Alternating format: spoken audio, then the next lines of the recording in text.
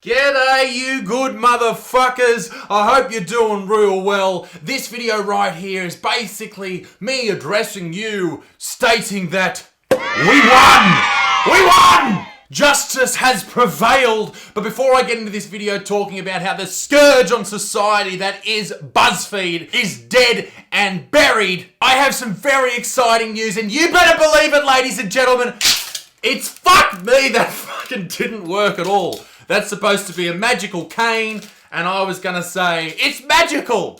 But that was a waste of $12 on Amazon, nonetheless. I have a brand new merch store, a new website, it's absolutely amazing, we've got all the mod cons, come and check it out! We've got good motherfucking t-shirts, holy dooly! We've got tour t-shirts, have a look at that, that's my fucking head, I feel like I'm selling Persian carpets, but they're wonderful! We've got hats, look at that, they go on your fucking head, mate! We've got little grocery bags, look at that, be a good motherfucker, not bad! We've got enormous amounts of stickers, look at those bastards, there's fuck soy boys, fuck cyclists, fuck vegans, it's all happening. These bastards, these are my favourite, these are pop sockets, they go on the back of your phone so you can hold it while you watch Pornhub.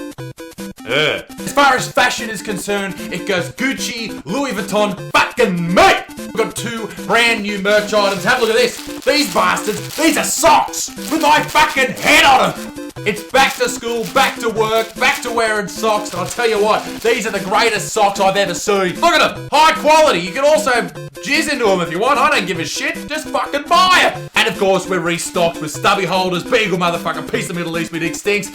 And ladies and gentlemen, best of all, for the next 72 hours, everything is 25% off. 72 hours, 25% off. Go and get it, the link is down below. Fucking good on ya. Anyway, back to the death, the demise of Buzzfeed. Since the dawn of the internet, one page, one brand, one channel has been synonymous with being fucking dirtbags, and that is Buzzfeed. They have made countless videos which cement the fact that they're all hardcore feminists. They hate men, particularly white men. They think racism is everywhere, behind every single corner. Cultural appropriation is coming to get us, and perhaps most terrifying of all, they promote the evil female underarm hair. Ooh! Buzzfeed started off in the late 2000s and since then has been outrageously active. Their page, their website, and then their YouTube channel has grown to enormous heights. The YouTube channel has 20 million subscribers on it. That's fucking insane. That's almost the population of Australia. How did they do this? Well, they started off by making shareable lists. So these lists would come up on social media sites like Facebook and people could share them. That's how they would grow. People would click on the list, they'd see the ads on the side, and that's how Buzzfeed would make money. They also then went from there to making fucking awful articles, and I thought just really quickly I'd go through some of the shareable lists that I thought were fucking ridiculous, and let's enjoy this together as a family, shall we? 15 photos, all feminists who don't have time for the patriarchy will understand. Wow, what a great article. 17 types of male feminists that need to be stopped. 25 stereotypes feminists are sick and tired of hearing. By the way, the list, may I add, is just GIFs. These journalists, they don't even write anything in these lists, they just post fucking GIFs. That's not journalism. That's copying, pasting fucking GIFs. What are you, chatting on MSN when you were 12-year-old, you fucking child? Look at number 1 on this. Feminists despise every man who roams the earth. That's the stereotype they're sick and tired of hearing. Well, maybe you should tell that to fucking this lady who posted this shit just a week ago. 28 times men got called out for their own crap in the 2010s. 26 body positive memes that remind you to love yourself. Fucking lose some kilos, you fat fuck. Meet the women redefining the body positive movement. That's disgusting. No erections will be had. 21 things that almost all white people are guilty of saying. How about fuck you, Buzzfeed? That's probably number 1 on the list. 37 things white people need to stop ruining in 2018. My reading list includes nothing written by white men. Woke as fuck bullshit. That is what Buzzfeed is built on, and that is why, just like everything that has gone woke in the past few years, whether it's Gillette, whether it's all these other type of major corporations that have gone woke over the past few years, Buzzfeed are going broke. In the business, we call this foreshadowing. Here's a cool hypothetical for you kids. If you had a very successful business, so successful in fact that NBC Universal in 2015 decided to invest $200 million US, and if you convert that to Australian, it's about $6.8 billion. And then only, I think, 6 or 8 months later, they decided to invest another $200 million into your company so you can create more content. $400 million of investments in under 12 months. What would you do?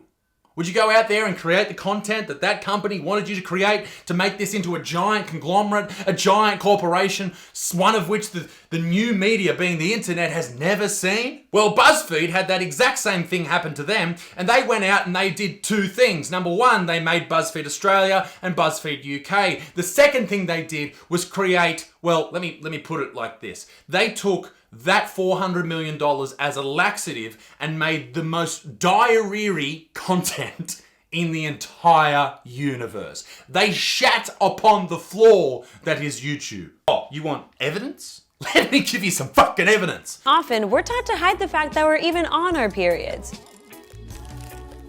It never happened. But why? It's the human body, damn it! So with the help of artist Sarah Levy, we're taking period shame and flipping it on its head. It's ladylike, and today we are painting with our menstrual blood. This is typical BuzzFeed shit right here.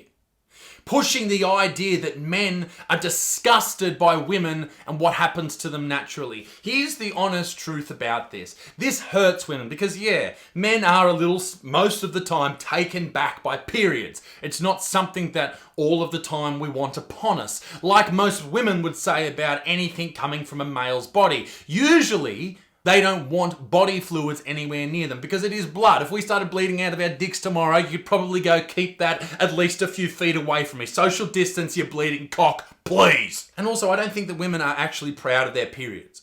You hear a lot, and you see a lot on Instagram, women talking about, oh, we're proud of our menstrual blood. Why? You bleed, it is inconvenient, you attract sharks, number one. Even on land, you probably attract sharks. Number two, it is causing you pain in the guts, you're not having a good time, you're eating a lot more dairy, which in turn gives you more lactose in your system, which in turn gives you horrible farts. And that is just not a good time for anybody in anyone's family. Stop pretending you're proud of your periods, it's blood coming out of your axe wound, pull your fucking head in, ladies. We started off today painting with a tampon. She's using the tampon like a Crayola marker. Oh my I've never God. seen that before. It's dribbling. It looks so fresh. Empowered, brave, strong, independent woman. Painting a shit portrait with blood. If you used any other blood, if you slit your wrist and painted a painting, people would go, what the fuck is wrong with you? Is this what the women's suffrage movement fought for? Is this what they risked their lives for, risked their freedom for?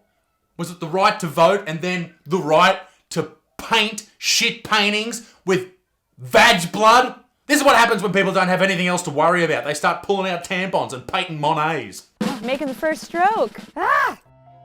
Taking that first tampon stroke completely changed the game for me, and I was just immediately empowered. Oh, fuck you so much. Next on the chopping block, and there is about 40 of these videos on their channel with 20 million subscribers, is talking about white people. Naughty, naughty white people. Here are BuzzFeed's questions with their $400 million in the bank for white people. Why do you assume only other races like fried chicken? I love fried chicken. It should be a white person stereotype because of me. Oh fuck, here comes the king of the soy boys. Why do you get so annoyed when other people don't speak English? English is hard. We have silent Ks. I don't know, perhaps this is a video made in America, which is predominantly an English-speaking country. Does that make a little bit of sense to you? Wouldn't it make perfect sense that it would be hard for you to converse with someone who didn't speak your language in the country that has that language as their main language? That would be difficult, yeah? How do we get so excited to brag on Instagram that we went to this really cool, authentic cultural festival, even though we went with all of our white friends? Who gives a fuck what color your friends are? A lot of people like festivals. White people, black people, every people. BuzzFeed and organizations that are in the same realm, in the woke realm, they all have this weird ideology that race is so important and gender is so important, when in reality, most people in the real world do not give a fuck what color you are, a cock or a cunt between your legs. No one gives a fuck. That is what is so important here. And this is why people are starting, well, not starting, they have withdrawn their interest from BuzzFeed, and that is why they are failing. Why do you think every Asian person is Chinese? That's like me saying to like a white person, hey, you're English. I am English. Okay, I'm sorry. I'm going to have to say it. People from America, Australia, right? England, Ireland, Wales, Scotland. People from these countries, the white people look eerily similar, right? And I'm sorry to say this, but people from Asian countries, most of the time, look Asian. I know, I'm going to blow your mind with that. So I'm sorry if I can't tell the difference between Taiwan and China, all right? I bet you can't tell the difference between Scotland and Australia.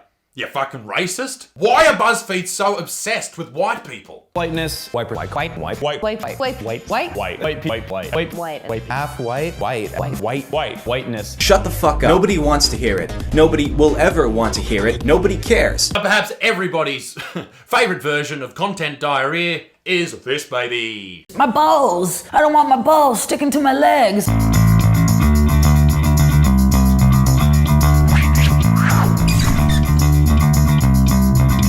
I love this video. It is a classic and it is hilarious. It was perhaps the first time people looked at Buzzfeed and sat back in their computer chairs or on their lounges and they said to themselves, what the fuck's happening at Buzzfeed? Manspreading is when a man spreads his physical body to take up as much space as humanly possible. The people around you are relegated to a very small portion, but the key to manspreading is not noticing. We grow up on two different tracks. People who manspread just are socialized not to worry about it. Fuck me, I've covered this before, but in a video, but if you want to know the reason that men sometimes sit with their legs apart, here's the TLDR.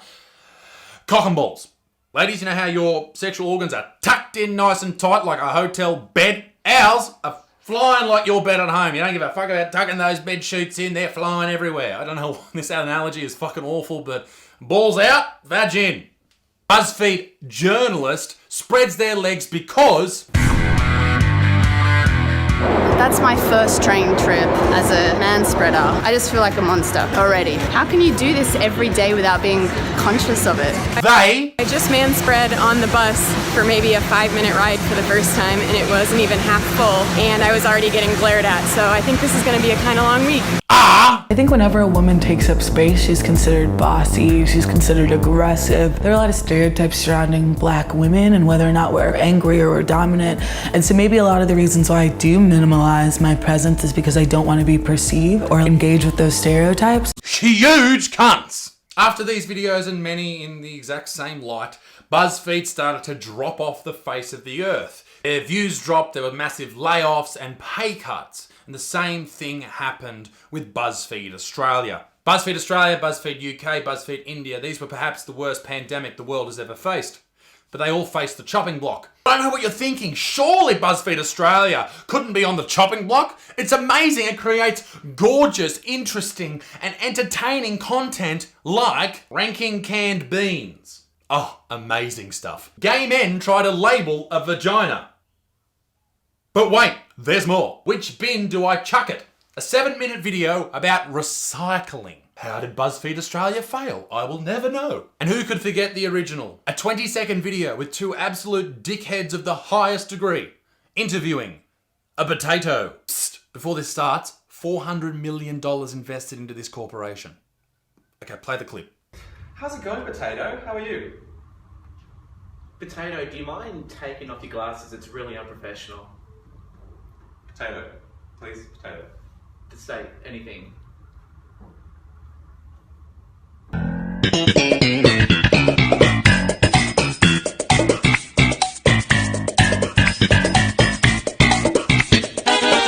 BuzzFeed announced on Wednesday that it would be closing its United Kingdom and Australian news operations.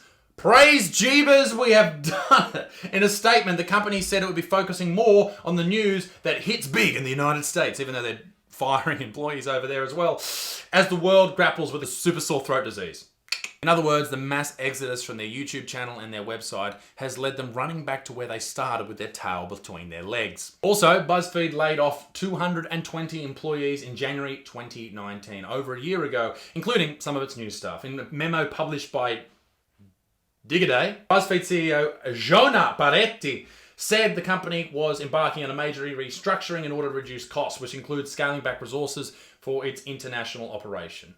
BuzzFeed, ladies and gentlemen, is dying. And I, for one, couldn't be fucking happier. Ladies and gentlemen, be a good motherfucker. Peace in the Middle East. Me dick stinks. And I'll see you all very soon. Toodaloo. Au revoir. Bye.